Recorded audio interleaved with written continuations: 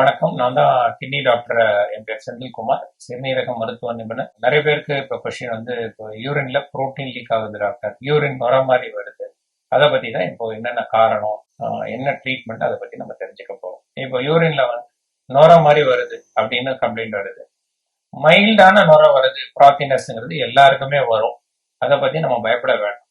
அதுவே அதிகப்படியான ப்ராத்தினஸ், ரொம்ப அதிகப்படியான நுர, சோப்பு நுர மாதிரி வந்துட்டே இருக்கு, ஃப்ளஷ் பண்ணும்போது அந்த மாதிரி வருது அப்படின்னா யூரின்ல கண்டிப்பா புரோட்டீன் லீக் ஆகுதா என்னன்றது நீங்க யூரின் பரிசோதனையில கண்டிப்பா பார்க்கணும். அது கிட்னி ப்ராப்ளமோட ஒரு அறிகுறி. இப்போ புரோட்டீன்றது நார்மலா எவ்வளவு வரலாம் ஒரு நாளைக்கு அப்படின்றத பத்தி நம்ம தெரிஞ்சுக்கலாம். இப்போ 1 day 24 hours யூரின் நீங்க கால்குலேட் பண்ணி கலெக்ட் பண்ணி நீங்க லேப்ல கொடுத்தீங்கன்னா 150 மில்லிகிராம் வரைக்கும் புரோட்டீன் ஒருத்தருக்கு ஒரு நாளைக்கு லீக் ஆகல. இதுல வந்து 20% ஆல்புமின்ற புரோட்டீன் வரும்.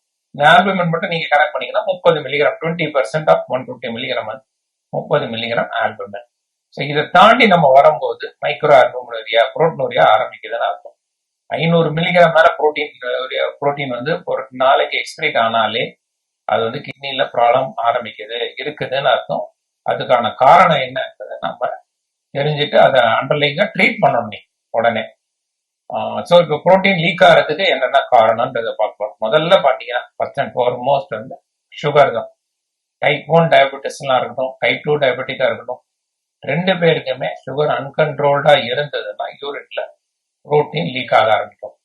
யூஸ்வலா அன்கண்ட்ரோல் சுகர்ஸ் நம்ம எப்போ சொல்றோம், HbA1c 7க்கு மேலேயே ரொம்ப நாளா இருக்கு, வருஷக்கணக்கா இருக்கு, 1 வருஷம் 2 வருஷம் மேல இருக்குன்னா யூரின்ல மைக்ரோ லெவல்ல புரோட்டீன் லீக் ஆக ஆரம்பிக்கும். அந்த லெவல்ல பாத்தீங்கன்னா மைக்ரோ ஆல்புமின் யூரின் டெஸ்ட்ல பண்ணா மட்டும்தான் நீங்க கண்டுபிடிக்க முடியும். அதே நீங்க விட்டுட்டீங்க, அலட்சியமா இருக்கீங்க, சுகர் கண்ட்ரோலா இல்ல, பிபியும் கூட போகுது, அந்த மாதிரி பட்சத்துல பாத்தீங்கன்னா யூரின் புரோட்டீன் அதிகமா லீக் ஆகும். 500 மில்லிகிராம் ஒரு நாளைக்கு லீக் ஆகும், இல்ல 1 கிராம் வரைக்கும் லீக் ஆகும்.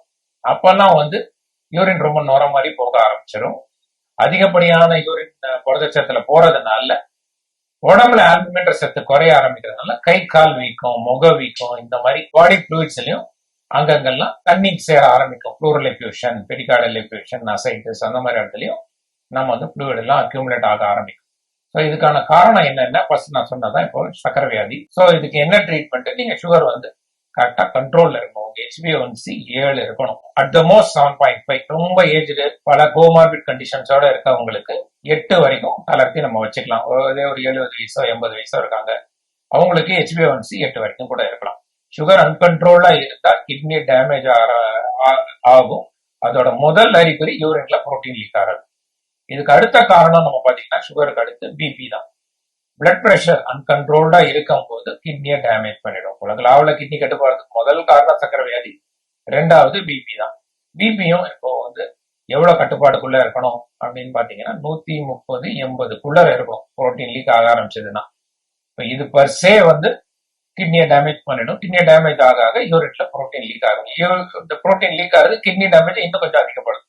ஸோ இதுக்குன்னு நிறைய டேப்லெட்ஸ் நிறைய இருக்கு. நீங்க கிட்னி மருத்துவரை பாத்தீங்கன்னா அவங்களே நிறைய டேப்லெட்ஸ் கொடுப்பாங்க. இதுக்கு அடுத்து பாத்தீங்கன்னா நிறைய பேருக்கு எந்த ஏஜ் குரூப்பா இருக்கட்டும், கிளாமுலர் டிசீஸ், கிட்னிலேயே ஒரு பகுதி இருக்கு கிளாமுலர்ஸ் சொல்லிட்டு, இதுல வியாதி வந்ததுன்னா பெருசே யூரின்ல வந்து புரோட்டீன் லீக் ஆகும். இந்த கிளாமுலர்ஸுக்கு தான் என்ன கெப்பாசிட்டி அப்படின்னா, பிளட் எல்லாம் உள்ள போகும்போது யூரின் மட்டும்தான் ஃபில்டர் ஆகி வரணும். உள்ள இருக்க புரோட்டீனை இங்க தக்க வச்சுக்கும். நெகட்டிவ் சார்ஜ்னால வெளியில அனுப்பாது, ஃபில்ட்ரேஷன் பண்ணி வெளியில யூரின்ல அனுப்பாது. இதை ரத்த அணுக்களும் வெளியில, சிவப்பு அணுக்கள் RBC சொல்றதும் வெளியில வராது. இப்ப இந்த கிளாமரலஸ் டேமேஜ் ஆகலாம், பல கிட்னி வியாதினால வரலாம். அதனாலேயும் யூரின்ல புரோட்டீன் லீக் ஆகலாம்.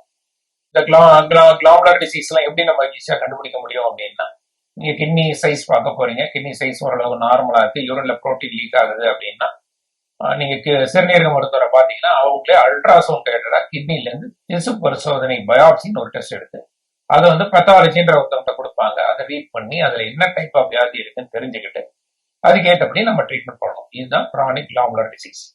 ஸோ சக்கரை வியாதி, அடுத்து பிபி, அடுத்து பாத்தீங்கன்னா கிரானிக் கிளாமுலர் டிசீஸ். இது வந்து கிட்னி பயாப்சி மூலியமா தான் நம்ம தெரிஞ்சுக்கலாம். இதுதான் முக்கியமான காரணம் புரோட்டீன் லீக் ஆகிறதுக்கு. நன்றி.